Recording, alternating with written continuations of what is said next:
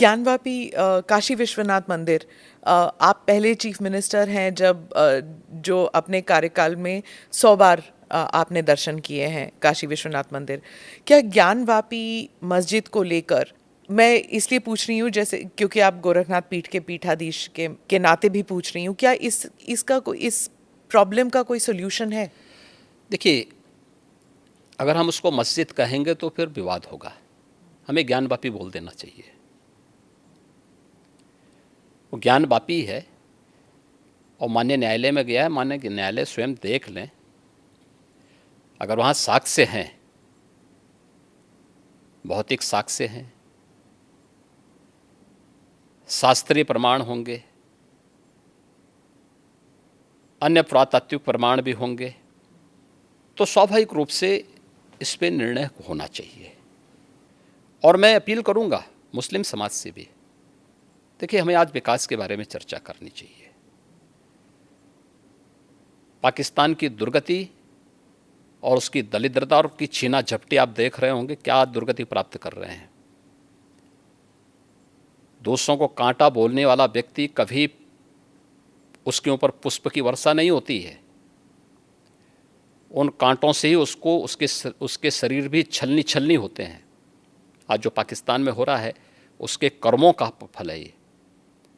आज जो भूखमरी का शिकार पाकिस्तान बना हुआ है, यह अपने कर्मों का फल भोग रहा है।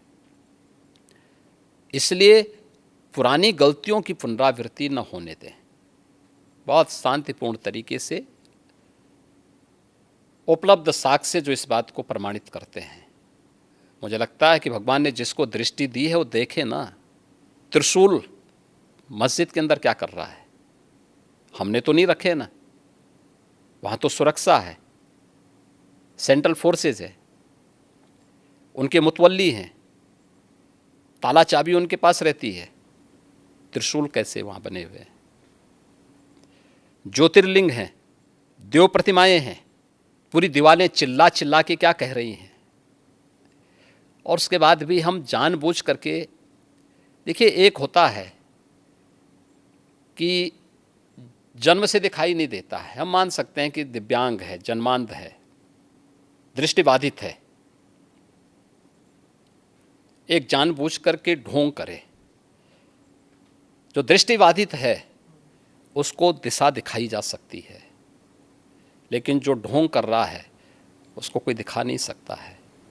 आप ढोंगी किसे कह रहे हैं? मैं इसीलिए कह रहा हूँ ना, जो उन प्रमाणों को नकार रहा है, उन प्रमाणों के बाद भी ये कहता है कि नहीं साहब, तो ज़बरदस्ती वाली बात करते हैं। देखिए,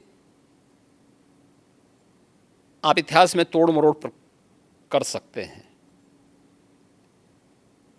लेकिन उन ऐतिहासिक साक्ष्यों के साथ नहीं जो वहाँ की दीवारें चिल्ला चिल्ला के कहती हैं। और उन ऐतिहासिक साक्ष्यों को भी देखने की आवश्यकता है। और मुझे लगता है कि ये प्रस्ताव मुस्लिम समाज की तरफ से आना चाहिए कि साहब, ऐतिहासिक गलती हुई है और उस गलती के लिए हम चाहते हैं समाधान हो। आपने मुस्लिम समुदाय के साथ कोई देखिए, हमने अपनी तरफ से कोई पहल नहीं की है। वे पहल करना चाहेंगे तो ज़रूर विचार करेंगे। जी, आपने पाकिस्तान का जिक्र किया योगी जी। एक और बात चर्चा में आई है, वो सीमा हैदर का जो केस है। उन्होंने अपील भी किया है, योगी जी और मोदी जी, आप दोनों मुझे वापस मत भेजिए, मैं पाकिस्तान वापस नहीं जाना चाहती। पबजी के माध्यम से ये रिवर्स लव जिहाद कहा जा रहा है, कुछ लोग इसे वो टर्म दे रहे हैं। देखिए, ये सुरक्षा एजेंसियां उसको देख रही हैं और जो भी रिपोर्ट आएगी उसके अनुसार बाद में उसमें विचार करेंगे। एक भारत से भी एक लड़की जो है वो पाकिस्तान चली गई और उसने भी अपना देख धर्म रहे हैं, सुरक्षा परिवर्तन किया। एजेंसियां उसको देख रही हैं। 2 देशों से जुड़ा हुआ मामला है और संबंधित एजेंसियां इसमें काम कर रही होंगी। सर, एक मैं सवाल पूछूंगी कि साउथ एशिया में भारत का रोल आप क्या विजन करते हैं कि क्या होना चाहिए? क्योंकि बहुत से लोग कहते हैं कि हम विश्व गुरु का जो सपना देख के चले हैं वो थोड़ा ओवर एम्बिशियस है। तो साउथ एशिया में और ग्लोबली आपका विजन क्या है भारत देखिए, के लिए? मैंने कहा ना, पिछले 9 वर्ष में प्रधानमंत्री मोदी जी के नेतृत्व में भारत ग्लोबल लीडर के रूप में स्थापित हुआ है। कोई संदेह नहीं कि प्रधानमंत्री मोदी जी के नेतृत्व में अगले 3 वर्षों के अंदर भारत दुनिया की तीसरी बड़ी अर्थव्यवस्था के रूप में स्थापित न हो जाए, जरूर होगा। दुनिया के अंदर भारत की अपनी एक पहचान बनी है। भारत के बारे में लोगों के दृष्टिकोण में बदलाव आया है और जो भारत के बारे में कहा जाता था, आज प्रधानमंत्री मोदी जी के नेतृत्व में वह साकार हो रहा है। सर, अंत में एक सवाल ज़रूर पूछूंगी, क्योंकि ये महाराष्ट्र सदन में हुआ था कि एक विधायक ने कहा था कि जो नारा चल रहा है कि भारत में रहना होगा तो वंदे मातरम कहना होगा, और उनके मज़हब में ये उन्हें परमिशन नहीं देता कि आप खुदा के अलावा किसी और के बारे में आप सिर झुकाएं, किसी और के सामने। देखिए, देश संविधान से चलेगा, मत और मजहब से नहीं।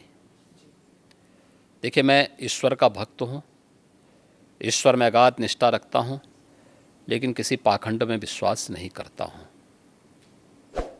आपने देखा होगा, जब मुझे हमारी नौकरशाही ने कहा कि नोएडा लोग नहीं जाते, चीफ मिनिस्टर को नहीं जाना चाहिए, मैं उसको उल्लंघन करके नोएडा गया, कई बार गया, आधा दर्जन बार जा चुका हूँ।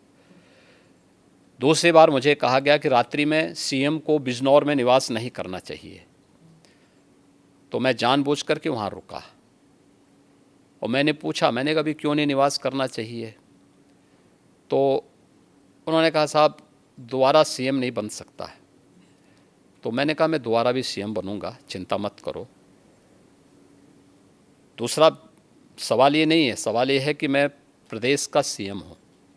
आप ये बोलिए ना कि साहब वहाँ रहने की व्यवस्था नहीं है, तो जो भी गेस्ट हाउस होगा उसी में रहेंगे ना, आखिर कोई तो रहता होगा।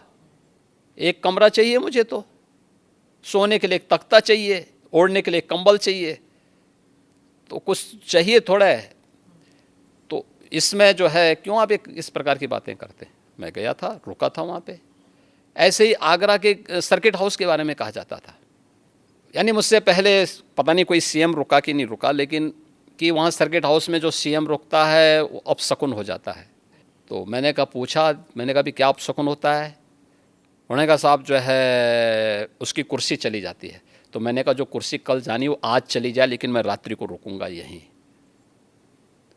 फिर किसी ने कहा साहब यहाँ पे प्रेत आत्माएं आता ही हैं, तो मैंने कहा कम से कम उनसे वार्ता करने का अवसर मिलेगा ना रात्रि में। तुम सब सो जाओगे तो कम से कम किसी से बातचीत तो करूँगा रात्रि में कि भाई कौन है, क्या है।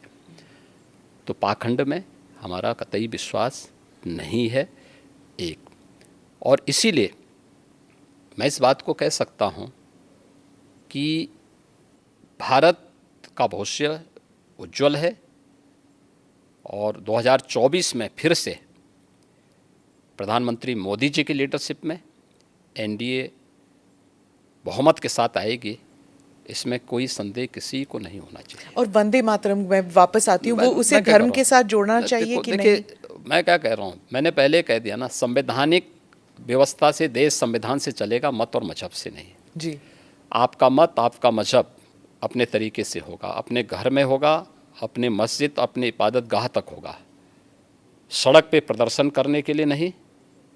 और इसको आप जो है किसी भी अन्य तरीके से दूसरे पे थोप नहीं सकते हैं। नेशन फर्स्ट, अगर देश में किसी को रहना है तो उसको राष्ट्र को सर्वोपरि मानना होगा, अपने मत और मजहब को नहीं।